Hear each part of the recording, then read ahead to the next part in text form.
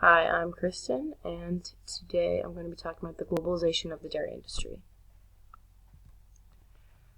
So I want to know what first comes to mind when you think of cows and dairy farming. I know that when I, as a child, thought of dairy farming or any types of farms, it was blue skies and green grass with cows roaming, grazing in the pastures, and something similar to this, like this picture on the bottom right, where small farm, vegetables growing, greenhouses, stuff like that.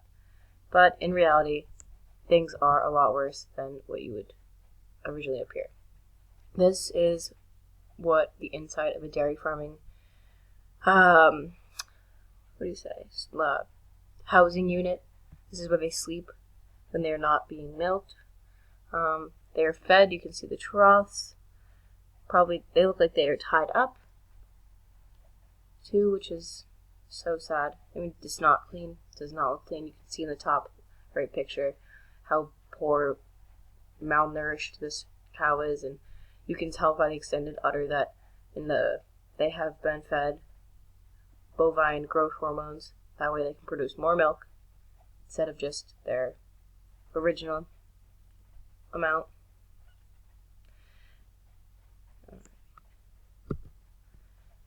Farm size changes, that has been one of the driving forces of the decline. So with that, farm numbers have decreased while farm size has increased drastically. So we see a drop in the numbers with a rise in how many cows per farm there are.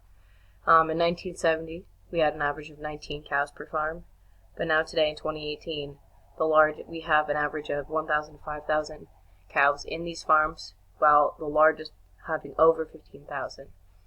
When you think about those numbers, it's really crazy thinking like an individual life. There's 5,000 of them in one farm packed together. Is that moral? And with that, we've seen a decrease in family businesses, small dairy farming companies, because they just simply cannot afford to keep up with all the technological advances. They're paid near nothing, much less than teacher salaries, $23,886. And that can range from $10,000 to $37,000. That is just not self-sustaining, even with minimum wage. It's much less.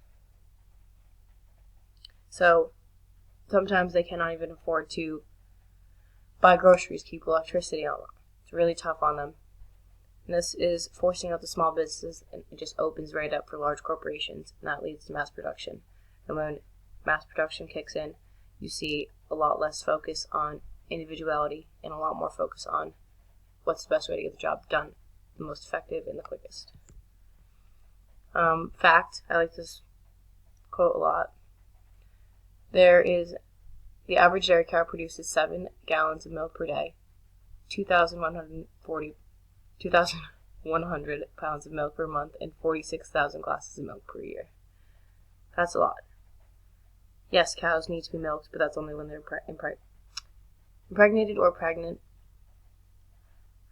Cows do not produce milk unless they are pregnant. So, with more people means more mouths to feed, more land to be used, and more implications. And this can include environmental, health, moral, and physical problems for these animals. And then just like a quick question to think about for your self-reflection. How many glasses of milk have you drank in your lifetime? How many dairy products have you consumed? It's probably a lot.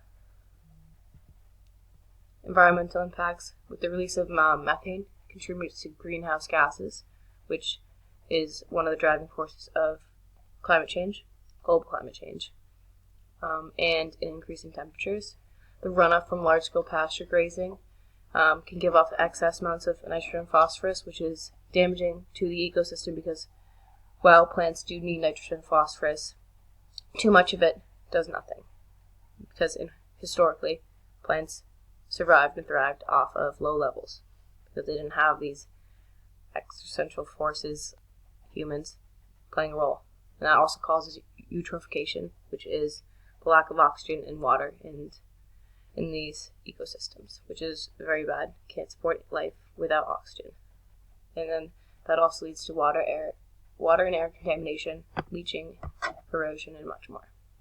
So, as you can see from this panel thing, all the different things that go into farming for the quality of life for these animals. Although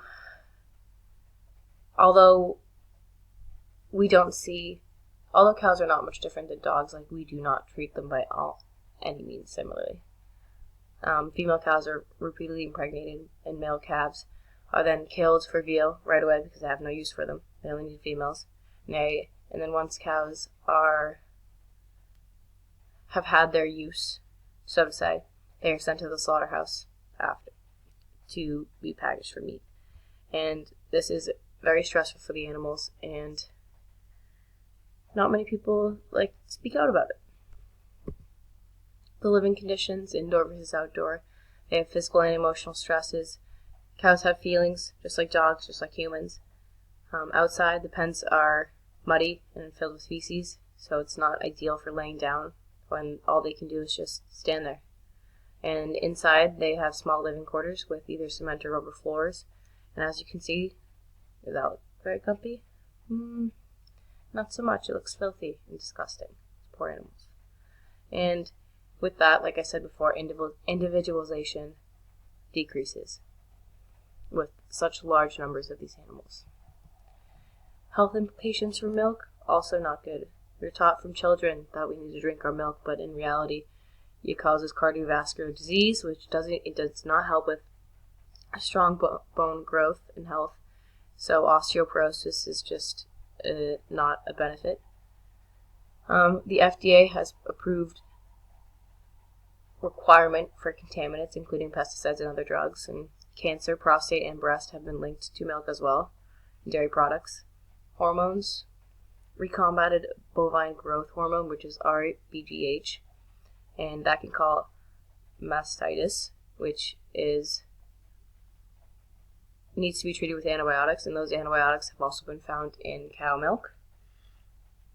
Polychlorinated biphenyls, PCBs, that's another hormone that can be found in milk as well. And there are also, it's been linked to have triggers for type 1 diabetes, acne, and more. Not too great. Look, this picture says it all, just right there. Cancer, obesity, diabetes, impaired immune function, hormone imbalances, free radical damage, and mood swings. And it's time that we start understanding that just because we have the capability to do something doesn't mean that it's right. Taking advantage of a species less intellectual that cannot directly communicate with us is very wrong. These animals have feelings. We have feelings. Just because they can't tell us that something's hurting or that this isn't right means we need to step up and be the bigger person to say, should we be doing this? Is this okay? How can we make it better for them? And what if the roles were reversed? How would we be feeling in this situation? What if they were the ones doing this to us? Yep. So, there's my project. Thanks for listening.